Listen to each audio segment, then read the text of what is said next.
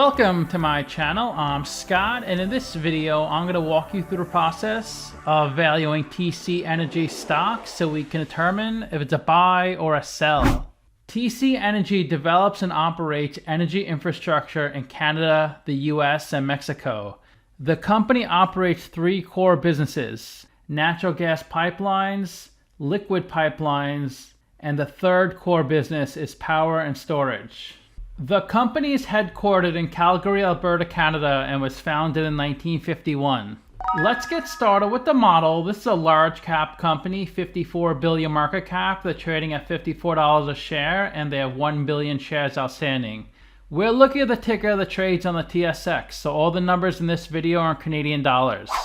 Let's look at their financials. The way you value a company is you estimate the free cash flows into the future, and then you discount those numbers back to today's value. That's what we're doing in this video.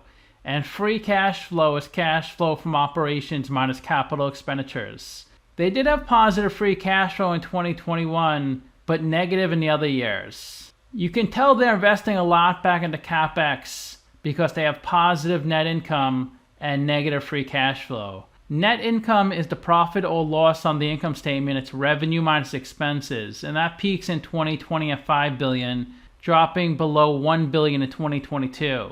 Revenue is the sales for the company, and that's pretty steady. It goes up a little bit from 13.3 billion to 15 billion.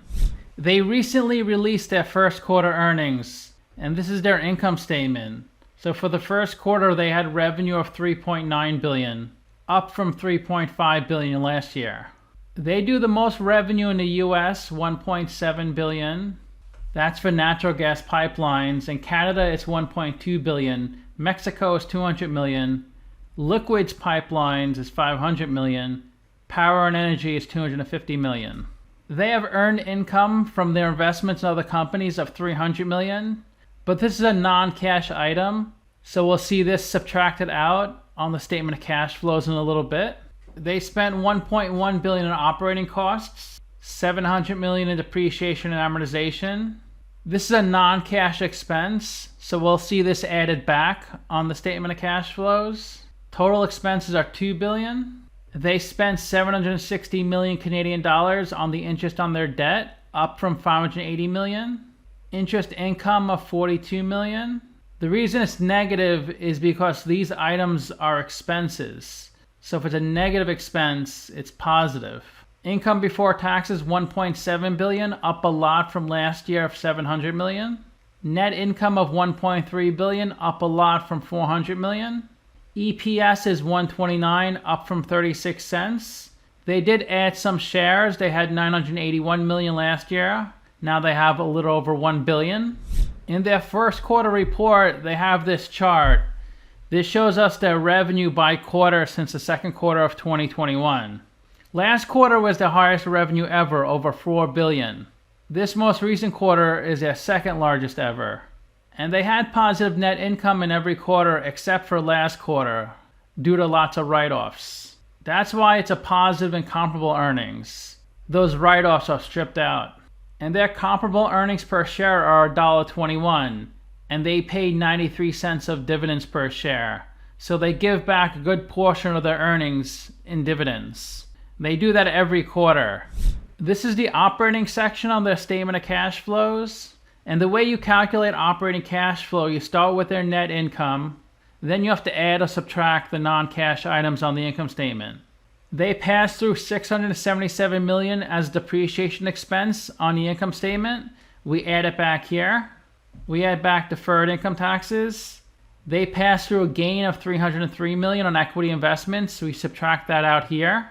But they receive 305 million of dividends from those equity investments, so we add it here. Even though they reported an accounting profit of 1.3 billion, they actually generated 2 billion of cash flow. Last year, they reported an accounting profit of 400 million and generated 1.7 billion of cash flow. They passed through a large impairment, a goodwill impairment of 571 million. So that's why their net income was so much lower in the first quarter of 2022, this impairment. Let's look at the capital structure. 34 billion of equity, 58 billion of debt. That 37% equity, 63% debt. Their net debt is $58 billion. So they have about $600 million of cash on their balance sheet. I gave them a WACC of 11%, and that's the discount rate we're going to apply to the future cash flows. We estimated 4 years of future free cash flows.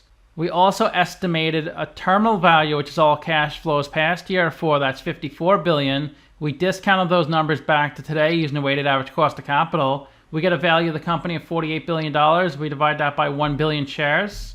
And we get a calculated stock price of $48. They're trading at $54, so they're trading at a 12% premium. It's a sell according to the model. When I did this video last June, they were trading at $69 and my valuation was $45. So the stock has come down to $54 since that video. It looks like there's still some more downside potential with this stock. Simply Wall Street valuation is 25. They say the stock is 64% overvalued. 6 analysts priced this stock and the average price target is 47, the lowest 39, the highest 64. Another 19 analysts priced this stock and the average price target is 45. They say the stock is 12% undervalued. This is where the stock has been trading since they IPO'd. So it looks like it started out at about $17 a share. That was in 95. Then it took 3 years for the stock price to double in 98.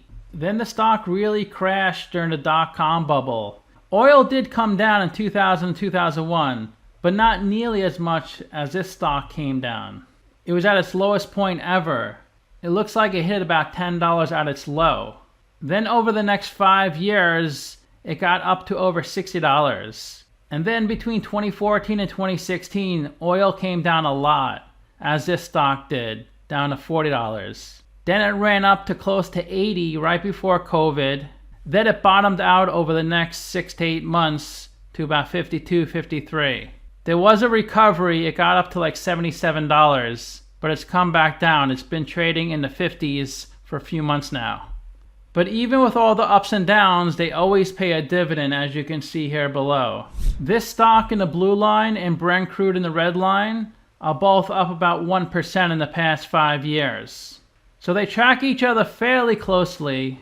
There's a lot of parallels. They pay a quarterly dividend that they raise each year. It was 69 cents in 2018, 93 cents currently. It's a really nice yield, close to 7%. Here's a little blurb from their quarterly report. We affirm our 2023 comparable EBITDA growth. Based on the confidence of our business and growth outlook, we declared a 93-cent common share dividend for June 2023. We expect to continue to grow the common share dividend at an annual rate of 3 to 5%. There are 52 companies in the same industry as TC, and if TC has a number in red, they're worse than the median. If they have a number in blue, they're better than the median. All these numbers are in US dollars, since most of these companies trade in the United States. They spend the most in CapEx, $5.2 billion. Their debt to equity ratio is close to the median. They pay a nice dividend, close to the median, higher than the average.